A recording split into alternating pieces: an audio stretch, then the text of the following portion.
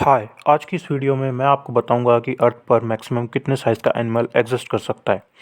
अगर आपसे पूछूं कि सबसे बड़ा जानवर कौन सा है, तो कुछ लोग कहेंगे हाथी, कुछ जिराफ, पर इस दुनिया का आज तक का सबसे बड़ा जानवर जो हमारे प्लेनेट पर रहा है, वो है ब्लू व्हेल। हाँ, किसी भी डायनासोर से बड़ा, पर वो भी इसलिए क्योंकि ब्लू व्हेल पानी में रहता है, ना कि ज़मीन पर। पानी और ज़मीन भी जानवरों के साइज़ पर काफ़ी फ़र्क डालते हैं, जिसकी बात आगे करेंगे। अब तक का सबसे बड़ा व्हेल स्पेसिमेन लगभग 27.6 मीटर तक का रहा है, जिसका वज़न 190 टन रहा है। और एक दूसरा स्पेसिमेन जिसकी लंबाई 110 फुट के आसपास रही है, उसका वज़न नहीं नापा गया है, लेकिन 250 टन तक माना गया है। बात करें अगर लैंड एनिमल्स की, तो एस्टिमेट किया गया है, जो कि एक थोड़ा कंट्रोवर्शियल है, क्योंकि इस चीज़ को सपोर्ट करने के लिए प्रॉपर फॉसिल एविडेंस अभी तक नहीं मिले हैं। वो है एक सॉरोपॉड ब्रूथेकियोसॉरस, जो पूरी तरह रिलायबल नहीं है। आखिर मैं आज ये बात कर ही क्यों रहा हूँ कि कोई जानवर कितना बड़ा हो सकता है।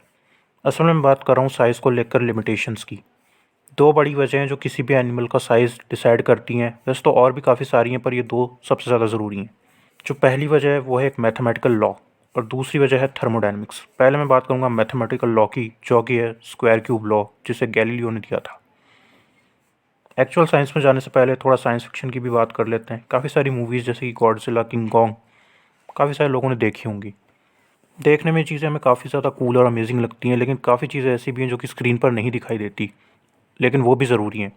अगर हम बात करें सिर्फ गॉडजिला की, तो उसकी हाइट है 119 मीटर और उसका वज़न 1,64,000 टन है। इसे सिर्फ ज़िंदा रहने के लिए 21.5 करोड़ कैलोरीज़ की ज़रूरत होती है रोज़ाना, और चलने, तैरने और दूसरी चीज़ों के लिए तो और भी ज़्यादा। असल ज़िंदगी में अगर हम हाथी का एग्जांपल लें, तो इसका average BMR 1,60,000 calories per day है।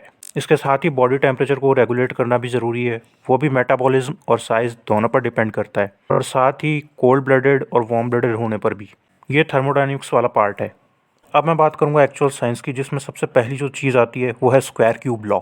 इस लॉ के अकॉर्डिंग जब भी किसी ऑब्जेक्ट के साइज़ को बढ़ाया जाता है, तो इसका सरफेस एरिया स्क्वायर के मल्टीप्लायर के साथ बढ़ता है, और इसका वॉल्यूम क्यूब के मल्टीप्लायर के साथ बढ़ता है। मैथमेटिकल एक्सप्लेनेशन इसकी क्या है, वो डेरिवेशन आप अपनी स्क्रीन पर पॉज करके चाहें तो देख सकते हैं। अगर किसी जानवर को सेम रेशियो के साथ काफ़ी बड़ा कर दिया जाए, तो उसकी मस्कुलर स्ट्रेंथ काफ़ी कम हो जाती है। उस जानवर की मसल्स के क्रॉस सेक्शन का एरिया स्क्वायर से बढ़ता है, लेकिन उसका वॉल्यूम क्यूब के साथ बढ़ता है। आसान शब्दों में कहें तो वेट वॉल्यूम का फंक्शन है, और स्ट्रेंथ मसल और बोन्स के क्रॉस सेक्शन एरिया का फंक्शन है। इसलिए एक लिमिट के बाद जानवरों का आकार बढ़ने पर उनकी मसल्स और हड्डियां अपने आप को ही नहीं संभाल पाएंगी। इसलिए सिर्फ आकार बढ़ा लेने से सब कुछ बराबर नहीं बढ़ता। चलिए अब बात करते हैं थर्मोडायनेमिक्स लिमिटेशंस की। आपका शरीर कितनी हीट लूज़ करेगा, यह आपके बॉडी वॉल्यूम और सरफेस एरिया पर डिपेंड करता है। अगर स्कूल में आप साइंस स्ट्रीम से आते हैं तो आपको पता होगा, और अगर नहीं पता है तो मैं आपको फिर भी एक्सप्लेन कर देता हूँ। दो रूल्स होते हैं, जिसमें एक है एलेंस रूल और दूसरा है बर्गमैन्स रूल। एलेंस रूल के अकॉर्डिंग ठंडे इलाकों में रहने वाले जानवरों की उंगलियां, कान, नाक, मुंह, हाथ पैर छोटे होते हैं, ताकि बॉडी का सरफेस एरिया कम हो जाए और हीट लॉस कम हो। और गर्म इलाकों में रहने वाले जानवरों में इसका उल्टा होता है। बर्गमैन रूल कहता है कि ठंडे इलाकों में रहने वाले जानवरों की बॉडी का साइज़ बड़ा होता है, जिससे कि हीट स्टोर रहे और सरफेस एरिया से हीट लूज़ ना हो। ध्यान रहे, बॉडी का मतलब सिर्फ थोरेसिक पार्ट और एब्डोमिनल पार्ट से है, जहाँ वाइटल ऑर्गन्स होते हैं। वहीं एलेंस रूल बात करता है हाथ, पैर और उनसे जुड़े दूसरे हिस्सों की। तो चलिए वापस टॉपिक पर आते हैं। अगर कोई एनिमल साइज़ में बहुत ही ज़्यादा बड़ा हो जाए, तो ये बहुत ही धीरे हीट लूज़ करेगा। स्पेशली अगर हम बात करें किंग कॉन्ग की, तो उसके लिए तो सिचुएशन और भी ज़्यादा बुरी हो जाएगी, क्योंकि वो एक मैमल है और उसमें हीट प्रोडक्शन की रेट काफ़ी ज़्यादा हाई होती है एज़ कम्पेयर टू कोई रेप्टाइल।